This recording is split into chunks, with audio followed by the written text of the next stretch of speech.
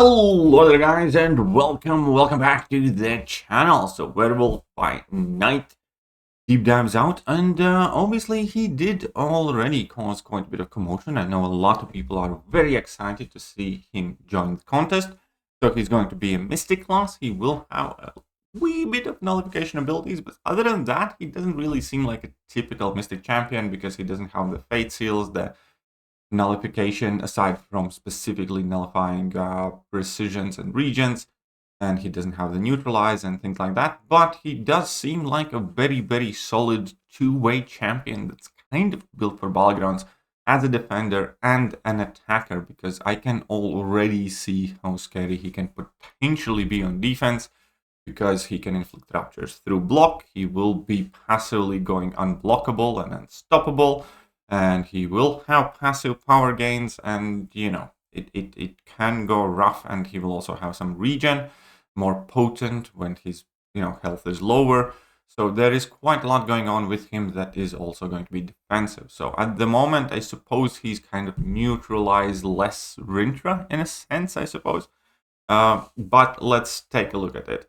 So obviously he will be great against a whole bunch of cosmic champions. There are several abilities that get more potent when opponents do have buffs, including his damage. And the essence of him will be revolving around a similar mechanic that Sabertooth has, where you just stand still for a moment and, well, howl.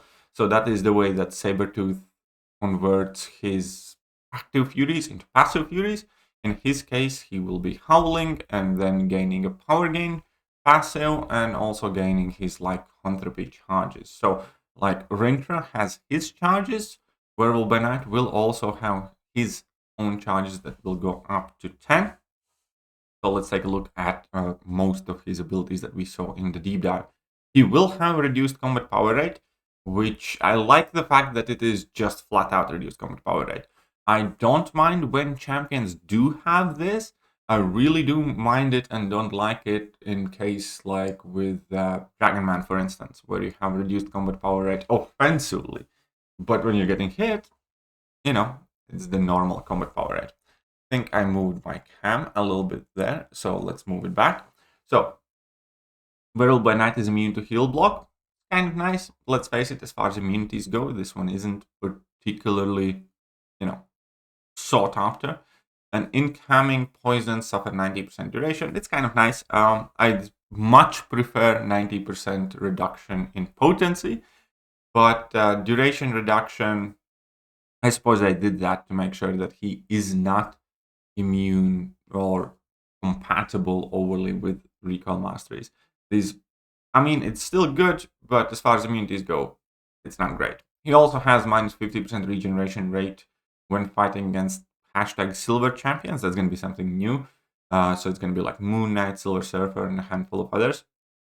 And also medium 1 and light attack 4 inflicts ruptures. Ruptures is going to be his damage over time debuff, like we have recently seen with quite a few Mystic champions and others, like Tiger and Rintrah, for instance. Debuff, it's decently potent, I suppose, last 15 seconds. Remember that ruptures are physical damage, so champions with high physical resistance will take less. Champions with low physical resistance will take more damage from ruptures. It also gets affected by nodes. Right, so moving on, important to remember that these abilities do trigger via block. So this is going to be number one thing that makes him kind of annoying on defense, because we don't really have rupture immune champions. We have like Scorpion, and I think Lady Deathstrike is somewhat, again, reducing the duration of them or something of the sort. But in general, rupture immunity is virtually non-existent at this point in MCOC. Now, there will be, again, some skilled champions who will benefit from this, like Kingpin or Crossbones potentially. But at large, this will definitely make him more annoying on defense, gaining those ruptures. I suppose the positive thing is that these ruptures scale with base attack only. So if the defender has stacked nodes like Lions, War Boss, or Battlegrounds, they're not going to take extra damage than that, but still, you can't really carry safely against the guy.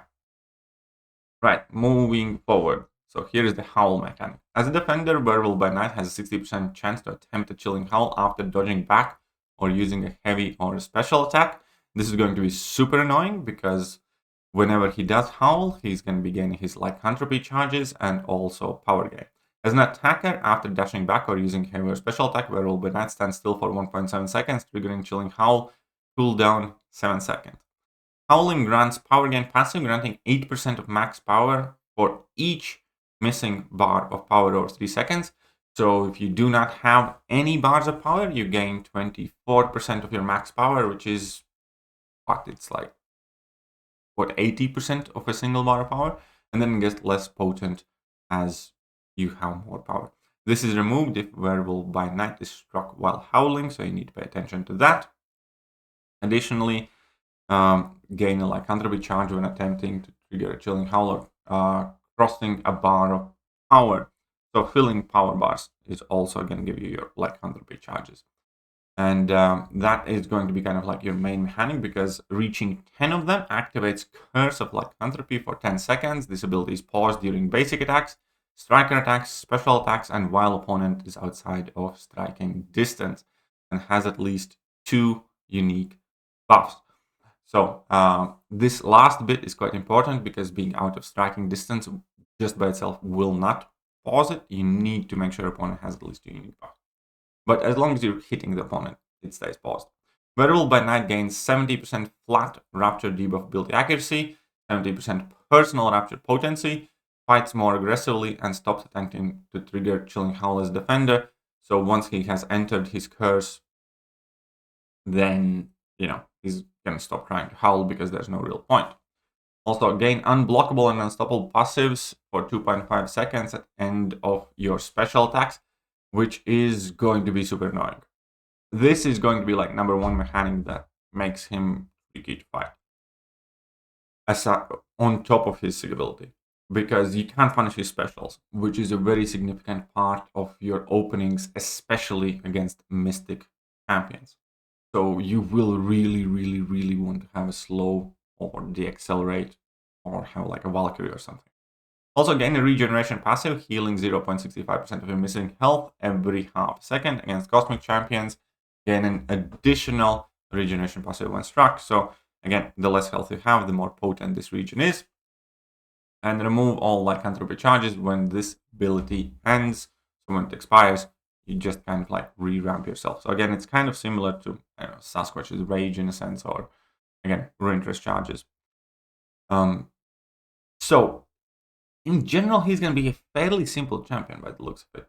Tricky to fight. His abilities aren't like mega versatile, realistically speaking. He doesn't do a million things. He doesn't have a ton of immunities. He does damage, he applies Rupture, he can go passively unstoppable, unblockable, and he has some regen. Just about it. And a tiny, tiny, tiny smidge of nullify. So we'll see how good his damage is, because champions with kits like these can be good and dominant and present in the game if they either have a lot of damage, and especially if they are decent on defense. As an offensive kit in itself, again, it pretty much entirely depends whether his damage is sufficient. Moving forward, special attack 1, each hit inflicts Rupture debuff, with scaling with base attack only, 30% chance to inflict these through block. Remember that after your special attacks, you go unstoppable, unblockable, so you can kind of throw these in block because you're not going to get punished too hard for it as well. Also remember that you do not want to be blocking his special attacks, because, again, you can gain Ruptures like that. First 2 hits that make contact have a 200% chance to nullify 1 regeneration and 1 precision buff. If any of those buffs are nullified, deal a burst of... It's not a lot of damage. You just deal a bit of damage, realistically. So, it's fine. It's just kind of like a ramp-up special, I suppose. I don't think this is a special you will want to use in majority of the fights. Your level 2 is the big one. Each hit on level 2 inflict Rupture. Again, that's more potent Rupture, and this Rupture doesn't scale with base attack only, which means if you do have attack modifiers, these special attack Ruptures will be significantly more potent. And then also each blocked hit inflicts slightly weaker Rupture that do scale only with base attack, but if your Curse of Lycanthropy is active, the last 3 hits that make contact deal additional burst of damage for each buff on the opponent and each Lycanthropy charge. So this is going to be a fairly significant source of damage, and obviously even more so significant against champions with buffs, really cosmic champions. Special 3, stun the opponent for 1.5 seconds, gain 10 Lycanthropy charges, or if you are in the Curse of Lycanthropy already, you inflict a passive Rupture on the opponent. Nothing too crazy. Again, it's just going to be a basic, gain your 10 charges, drop your level 2 step champion. Kind of, again, like Rintrah in a sense. And now, the Sig ability. The Sig ability gives you regeneration potency for each unique buff on the opponent. I don't think this one's super important in most cases. I mean, it's nice, but I don't think it's like, a must-have. I think the second and third points are more important, which also means that, Sig 1 Werewolf by Night is already good enough. He definitely isn't a must be a high Sig or must be a Sig 200 champion. As long as you can get him awakened, it's gonna be really, really helpful. And even unawakened, he's gonna be troublesome and a good champion. So Chilling Howl, about 1 bar of power, gain an unblockable passive for 3.5 seconds. About 2 bars of power, gain an unstoppable. Both of these can activate at the same time. So Howling after 2 bars of power is going to be significantly safer and easier because you can do your Howl, and then you're going to go unstoppable and unblockable, and you can immediately just throw your level 2 as your opponent's dashing in at you, because you're going to be unblockable. So this will make him easier to play and safer, but it is not a must-have. So if you do happen to be lucky enough to get a 7-star Werewolf by Night, congratulations, you're not going to be missing out on too much compared to, let's say, Morbius.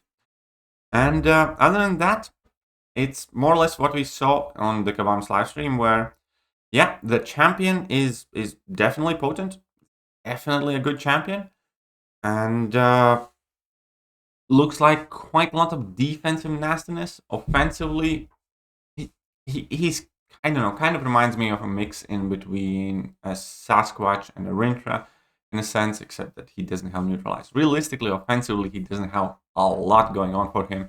But if, recent past has proved anything, is that you don't have to, as long as your damage is up there and you do something else. So as long as he's a, somewhat decent defender, which will, in my opinion, also be quite dependent on his base stats. I do have a suspicion that he is going to be one of the chunky boys, or relatively chunky boys with a large health pool, but that remains to be seen when he gets added in the game. That is, however, going to be super important for him. If he's squishy, I think he's going to be significantly less valuable than we are thinking right now. If he's chunky, I think he might be, Sasquatch's long lost cousin, basically, where he's primarily defender and, also decent on attack. Because people do sleep on Sasquatch on attack, just say. Anyways, that's Werewolf by Night. I like him as a champion because he does seem quite easy to play. Whether it will be an enjoyable playstyle, again, time will tell. Keep in mind, do not draw any kind of final conclusions about these champions based on these deep dives, based on early CCP videos, or what have you. Every champion basically requires some time in the game to more or less accurately assess their value and their place in the metagame. Let me know what you guys think. Are you guys excited? I also do know that Werewolf by Night will actually be joining the contest first. So he's going to be in the arenas, I believe, before Morbius. And then later in the month, Morbius will be released. Anyhow, I'm going to catch you guys soon. Bye-bye.